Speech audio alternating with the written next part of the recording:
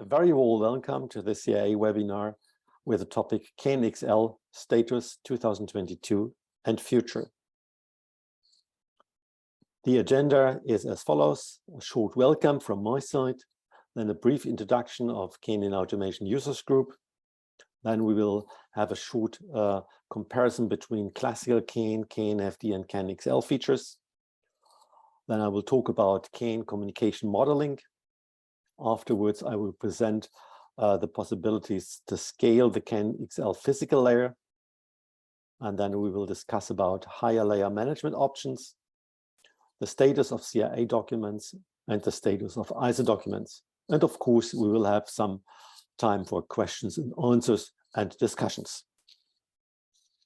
First of all, I'd like to give you some information about my person, who is the presenter today. I'm Holger Zeltwanger. I'm an electronic engineer and technical journalist since more than 40 years. So you'll see that this is a very long time where I'm working with electronics and all the associated stuff. I initiated the nonprofit CIA association, the founding of it, in 1992. And I'm also a member of the CIA board of directors since those days. Additionally, I'm very active in different standardization bodies. I'm convener of the ISO group, which is responsible for in-vehicle networks. The same, I'm convener for the Network Applications Working Group. I'm also convener in Dean for J9039 applications, and I'm expert in different ISO, IEC, and Dean groups, as well as member in several SIE committees. When you ever have questions, please send them by in the chat. I will check this from time to time, and then I will try to answer your question on directly, or we have there using the question and answer sessions at the end of this presentation. I'd like to give you some information about the CIA Association. As I said, this is a non-profit association established to foster the image of the CAN technology and to provide a path to future network technologies, including those which are related to the additional CAN protocols. We will come to that in more detail. CIA also develops and supports CAN Open and other higher layer protocols, and the association provides a lot of technical product and marketing information to the entire CAN community, not only to the members.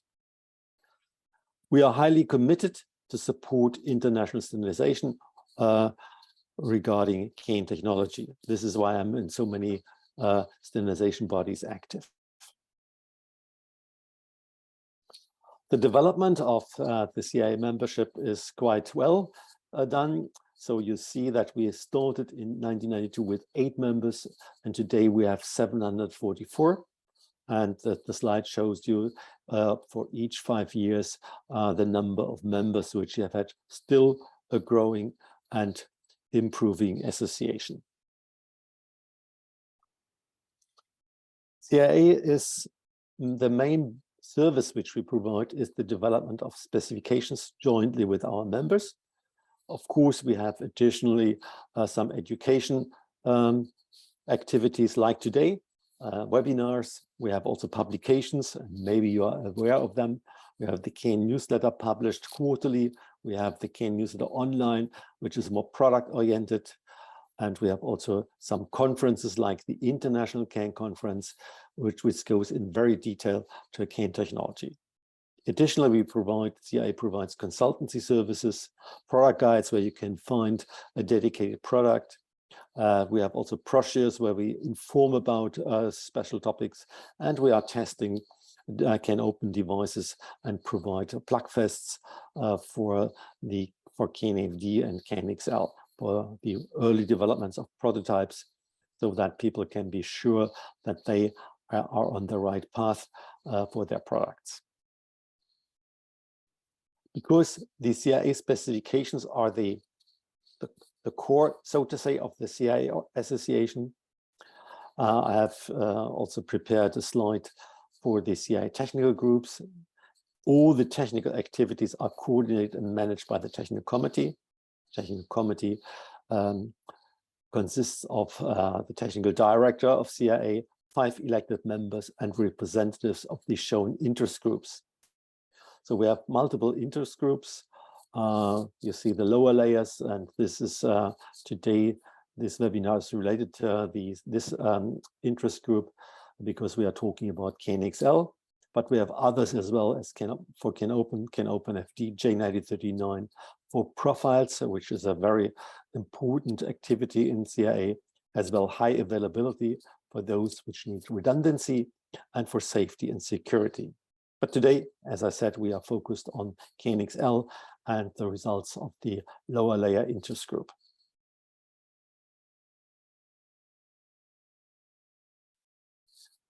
Let's start with a more detailed look into the different CAN generations which we have on the market or under development. I made a small comparison between them. You see on the left-hand side the features. Then you see for all 3 generations, and we call them generations in the meantime, classical CAN introduced in 1986, CAN FD introduced in 2012, and CAN XL introduced right now 1 year ago. From the point of the data field length, classical CAN, as you all know, provides 0 byte to 8 bytes.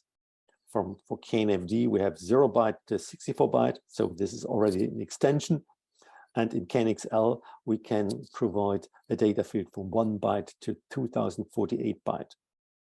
This means CAN XL frames can carry more bytes than Ethernet, and so we can also then transmit a lot of Ethernet segments and Ethernet packets and Ethernet messages if you want, but you also can use, of course, other higher layer protocols. We come to that in more detail. Then we have the priority identifier. In classical CAN, this is the 11-bit or the 29-bit identifier. In CAN FD, the 11-bit or 29-bit identifier. Very similar in the arbitration phase. You can access the bus with this priority assigned uniquely to each node. In CAN XL, we have just an 11-bit identifier because we have separated the addressing and the priority. So we have an 11-bit priority identifier field, and we have additionally a 32-bit acceptance field, which contains the address information. The address information can be content-based or node-based.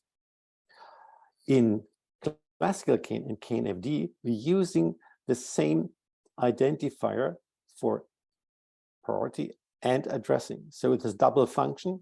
In CAN XL, we have separated these 2 functions by means of 2 different fields, the priority ID field and the acceptance field ID and the acceptance field. We have also another feature in which is called service data unit type. This is not existing in classical CAN and CAN FD, but in CAN XL we have it. It's an 8-bit field and provides information about the next layer. We have also in another feature which is called the virtual CAN network ID. This doesn't exist in classical CAN and CAN FD in the protocol embedded.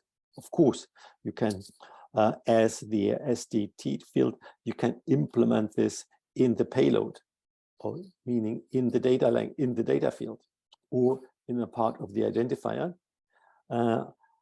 This has been done by some higher layer protocols, in particular proprietary ones.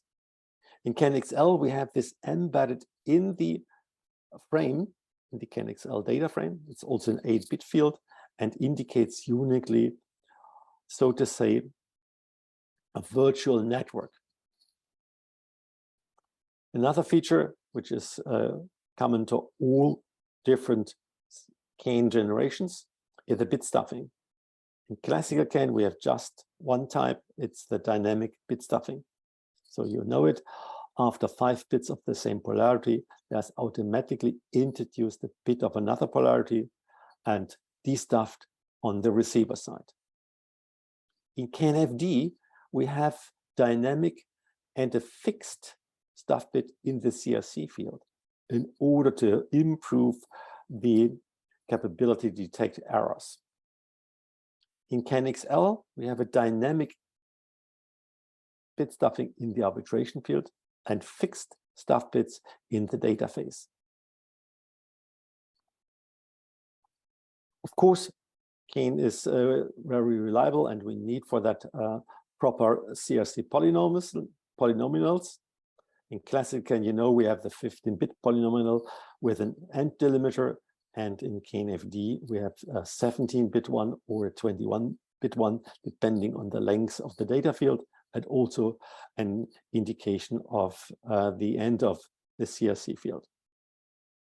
In CAN XL, we have two different CRCs, the pre-phase CRC and the frame CRC. The pre-phase CRC had 13 bits, and the frame CRC had 32 bits. And the frame CRC protects also the PCRC, the 13-bit one.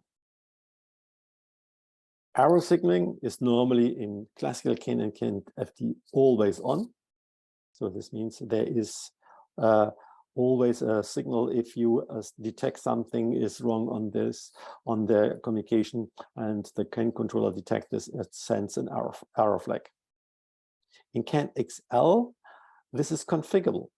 You can switch it on. This is the default state, or you can switch off the error signaling if this is desired. We come to that in more detail what then is needed. There's also another feature in CAN technology, which is called fast mode switch. It's not supported in classical CAN and not supported in CAN FD.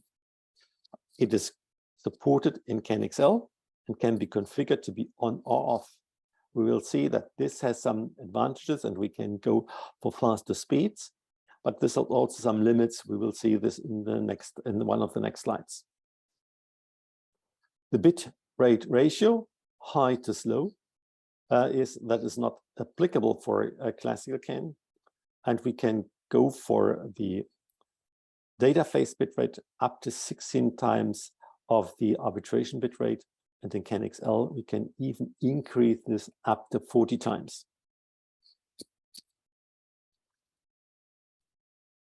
Before we start to go in some more details, just a few words about modeling.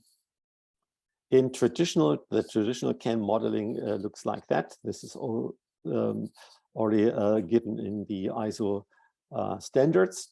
So we have the OSI, the open system interconnection layers, from physical layer to application layer. And we're covering with the CAN communication just the two lower layers, with is the physical layer and the data link layer. And this is subdivided in sublayers. You see for the data link layer, the logical link control sublayer and the medium access control sublayer. In the CAN controllers and in the associated ISO 11898-1 standard, you have also the physical coding sublayer specified. So the implementation of CAN doesn't follow 100% the OSI model, because a part of the physical layer is implemented in the CAN controller. The physical layer is subdivided in three parts. We have the physical coding sublayer, as I said, in the CAN controller implemented. And we have, in addition, then what is known as the transceiver chips implementing the physical media attachment. This is just a simple thing. It's a dumb device, a dumb component, just forwarding the received bits or symbols to the next layer. The physical media dependent sublayer is normally not standardized by ISO. This is application specific and covers the cables, the termination resistor, additional circuitry to protect the interface, as well as the connectors. For CAN XL, the LLC, the MAC, and the PCS sublayers are specified in CIA 610-1, and they are submitted also to be included in the next edition of the ISO 11898-1 document. Between the CAN protocol controller and the transceiver chip, we have the attachment unit interface. This is, so to say, a service access point from the modeling point of view. And we have another interface, which is called media-dependent interface between the transceiver chip and the cable. This is then another service access point. But this modeling is too simple. We can't describe with this modeling all the embedded functions of CAN XL. Even we have already some problems to properly model the classical CAN and the CAN FD, but you can live with some limitations with this model. We develop in the moment a new CAN XL modeling. You see it looks much more complex with a lot of more service access points. This helps to understand the different functions which are embedded in the CAN XL data frame a little bit more. You see in the middle the OSI layers, as you know it, with the sublayers LLC, MAC, PCS, PMA, and PMD. And on the right-hand side, you see additional service access point to configure these layers.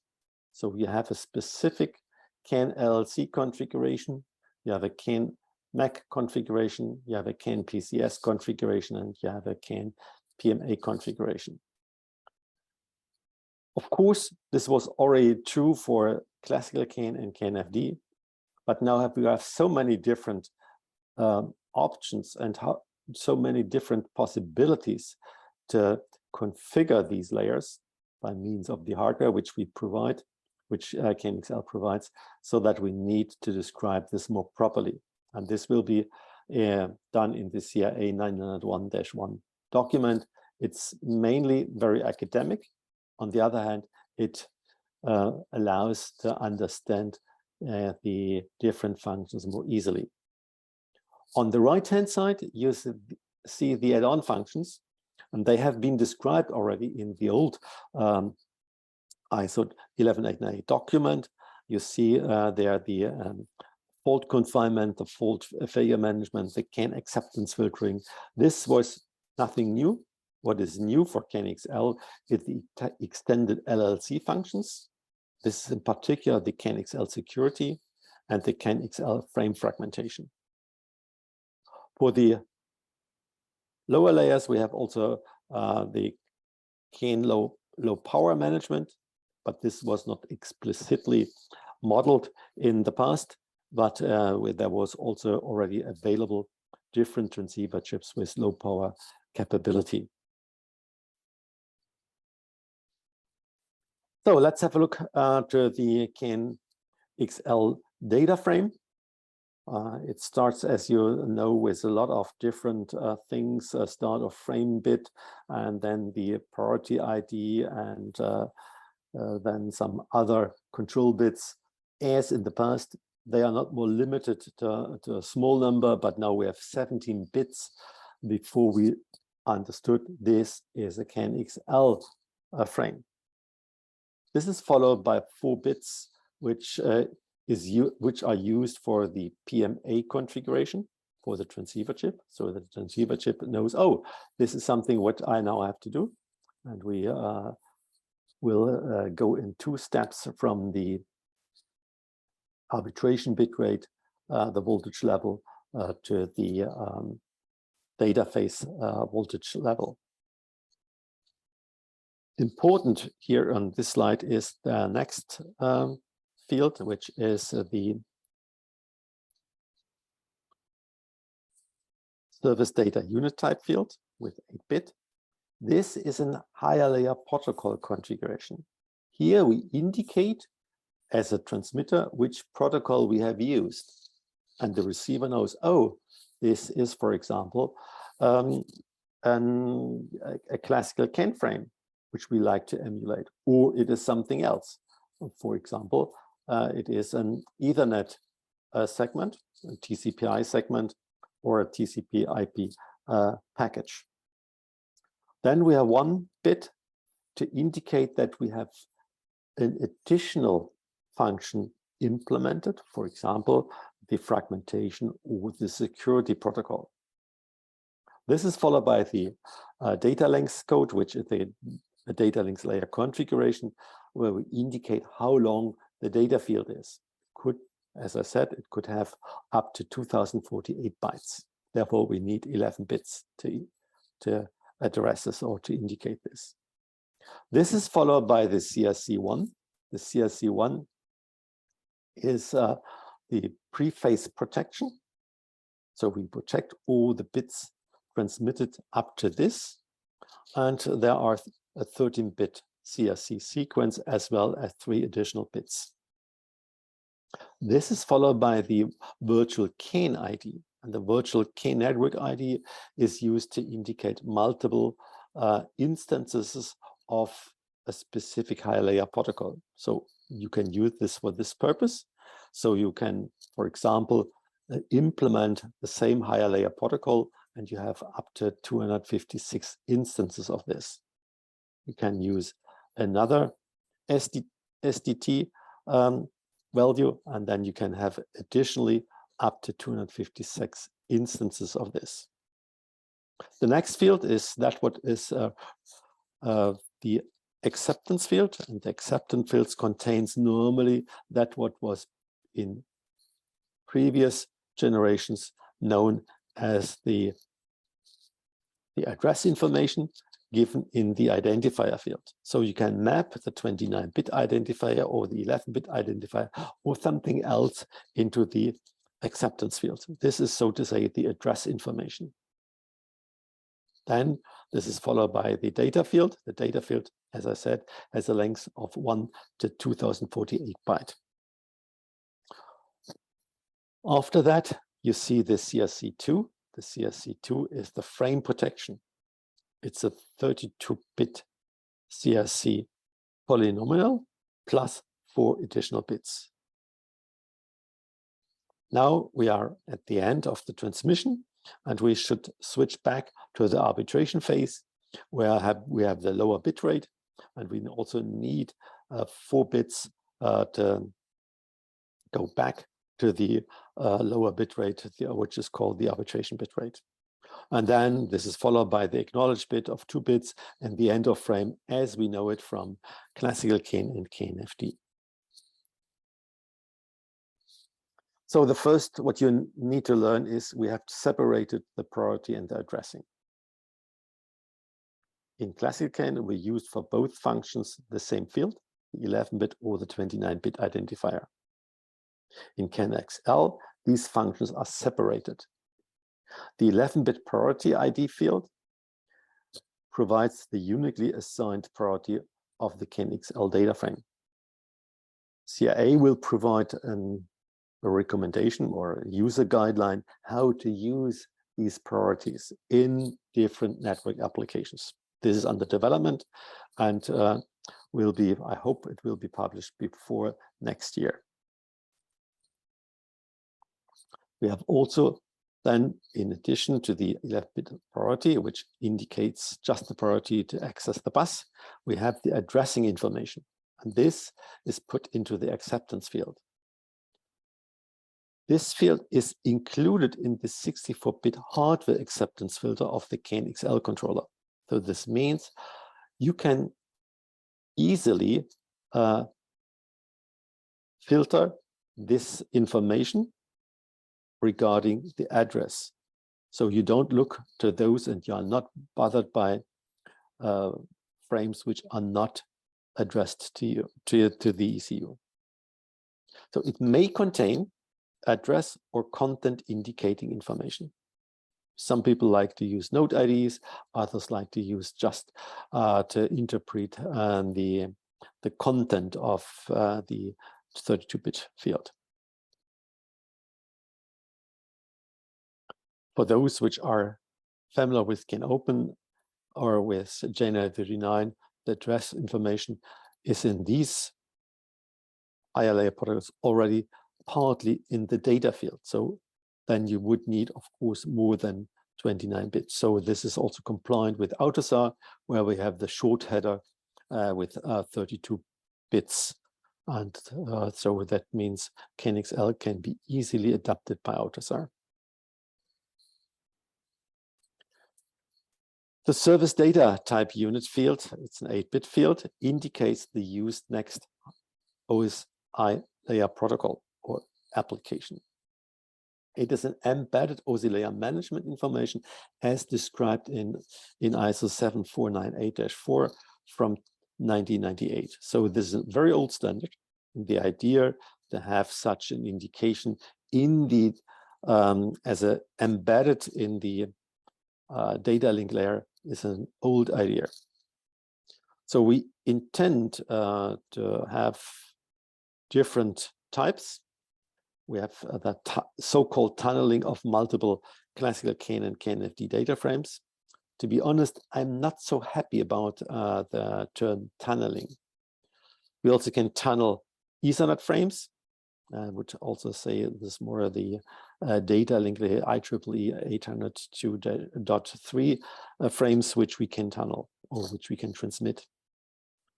We have also the capability or availability for the manufacturer-specific higher layer protocols, which can be used. And this is a huge bunch of different types, which you can use even different ones. TCP/IP protocol segments can be transmitted so that it looks like it is Ethernet, but the physical layer is, and the data link layer is then CAN XL. We have also some types in preparation for CAN Open FD for the transport and application layers, the same for J9039 or for the ISO 15762 transport layer, which is also known as ISO protocol, and etc. What are the use cases for CAN XL? I think mainly it will be first used, and this is what the request coming from the automotive industry, in so-called zonal in-vehicle network architectures. So this, for example, you have 4 different zone controllers. They are networked by a high speed 1 gigabit or 100 megabit Ethernet, and then you still have a lot of different subnetworks connected to the zone controllers.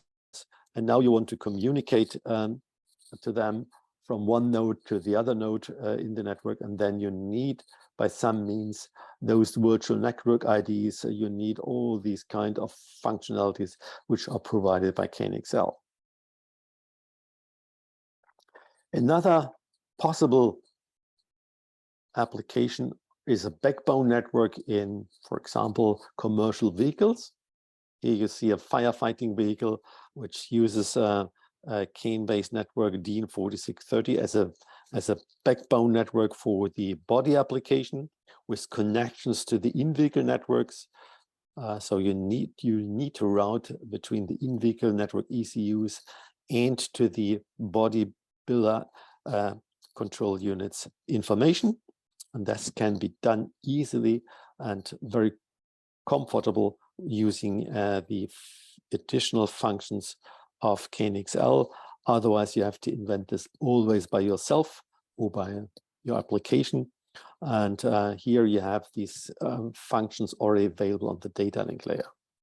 And you can have also the sub-layered networks in the different body applications. For example, such firefighting trucks have up to 5, 6, 7 different CAN networks in the body application and additional 5 to 10 networks in the vehicle itself. So this is a very complex system. And if you want to have a backbone network for that, then you need all these additional higher layer protocol configuration functions.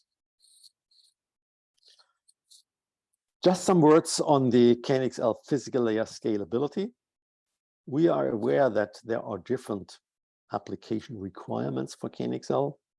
Some people can use CAN with a very low speed because they don't have any speed issue. They just want to have the reliability of CAN, and they want to backbone this maybe on the ocean ground or in some other applications. For those, a CAN high-speed transceiver is still sufficient, transmitting the bits with non-return to zero coding, and possible is this from 40 kilobit per second to 1 megabit per second, depending on the network length and the application requirements.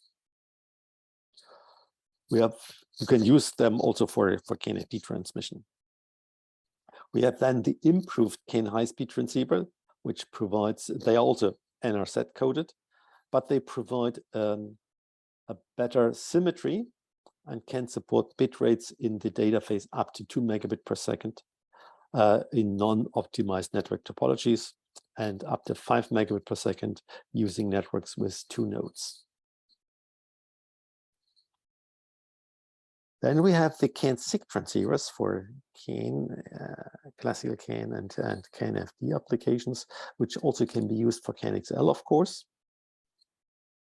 With these 6 transceivers, which also transmit the bits in NRZ coding, you can achieve up to 8 megabit per second, even when not using optimized network topologies. This means if you're using stars or hybrid topologies, not just a simple bus line topology.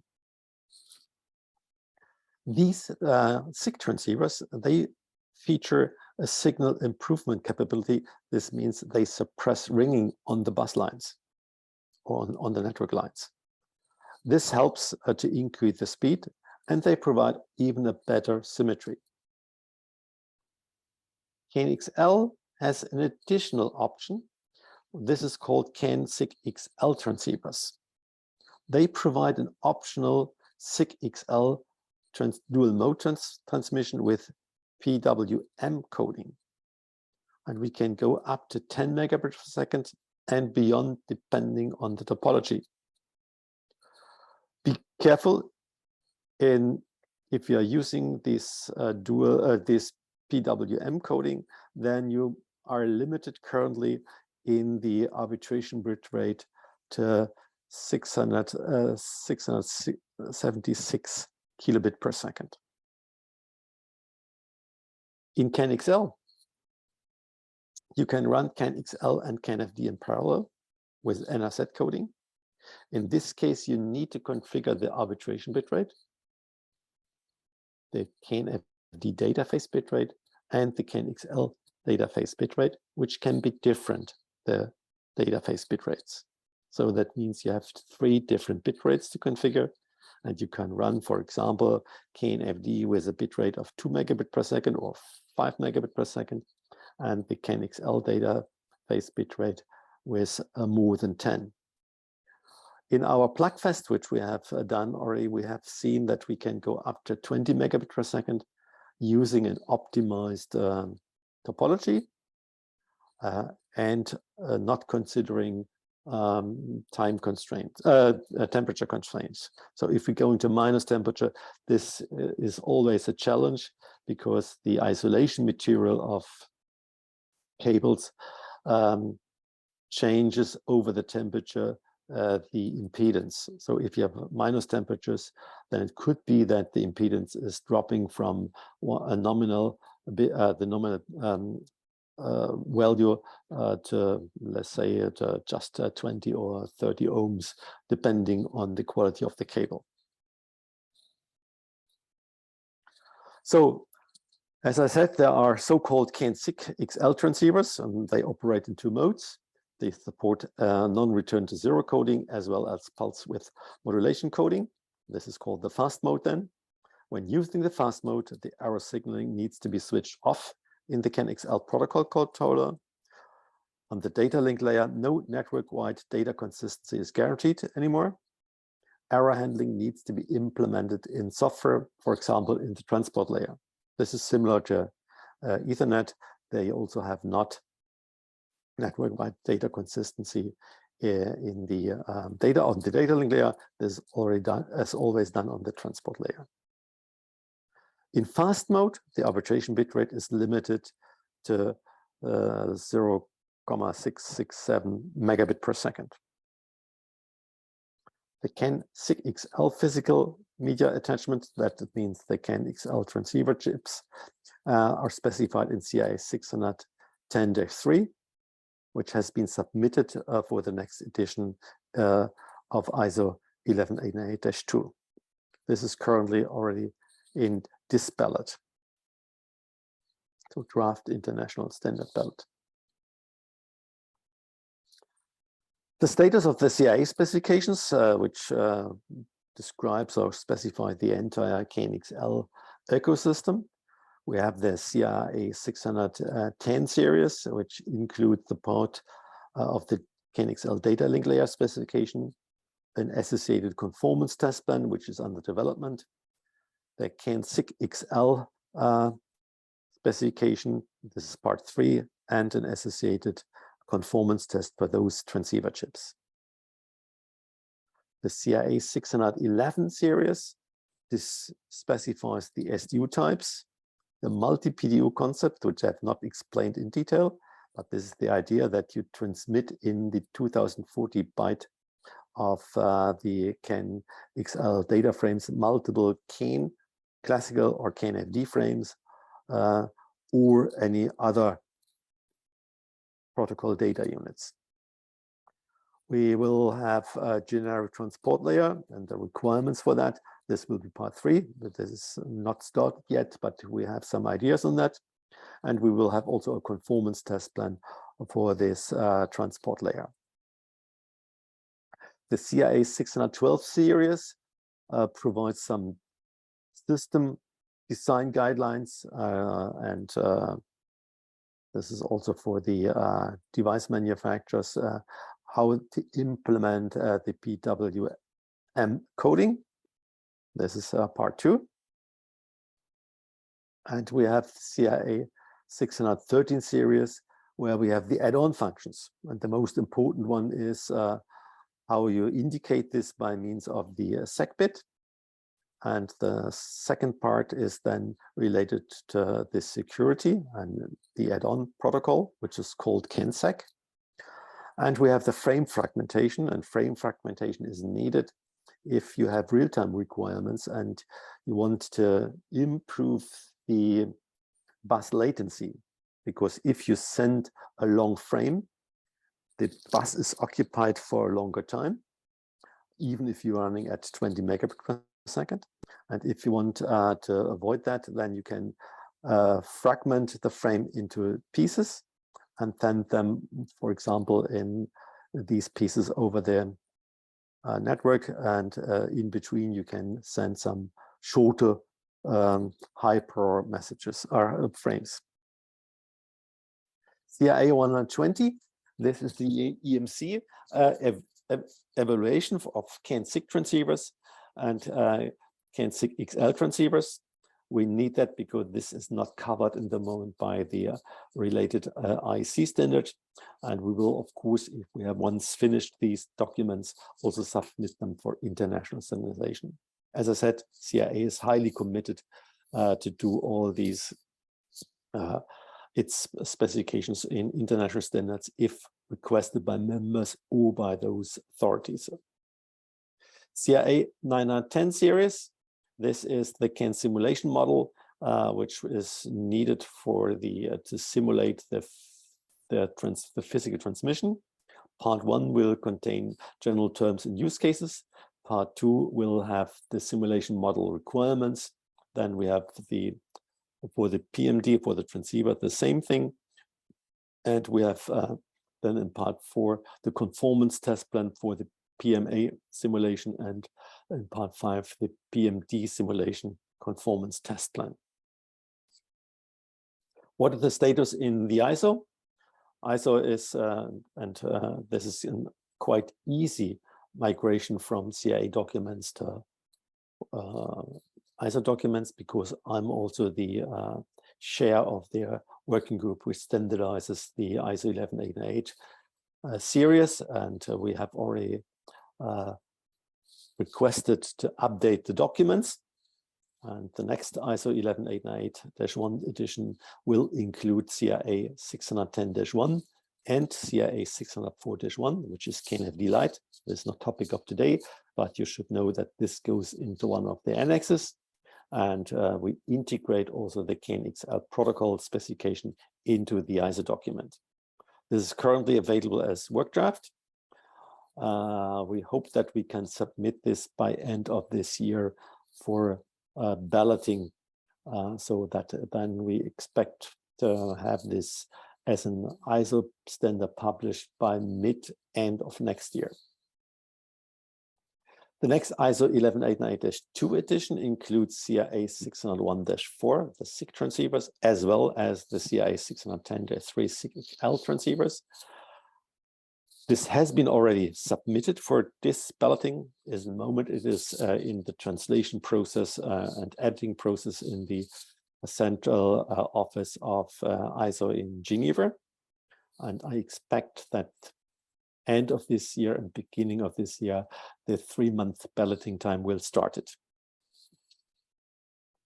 EMC evaluation, I said this already, there are different EMC regulations by legal entities or by industry demands, and therefore we need a standard specifying the test and measurement methods for EMC evaluation.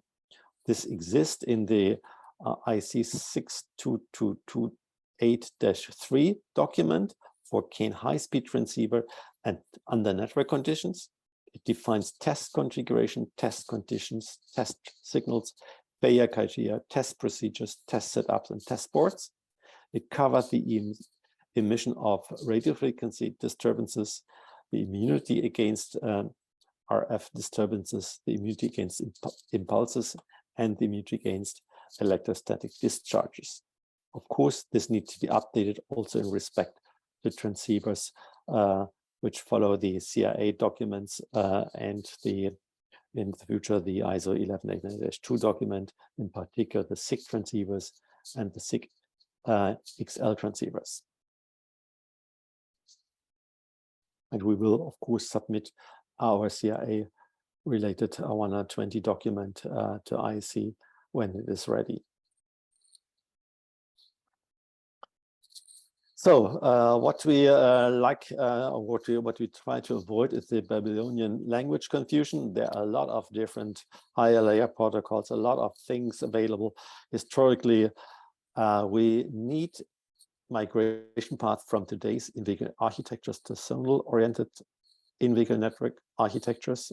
We do so, and I think KNXL is a good method to use as a backbone and to integrate existing classical CAN and KNFD networks using just one cable.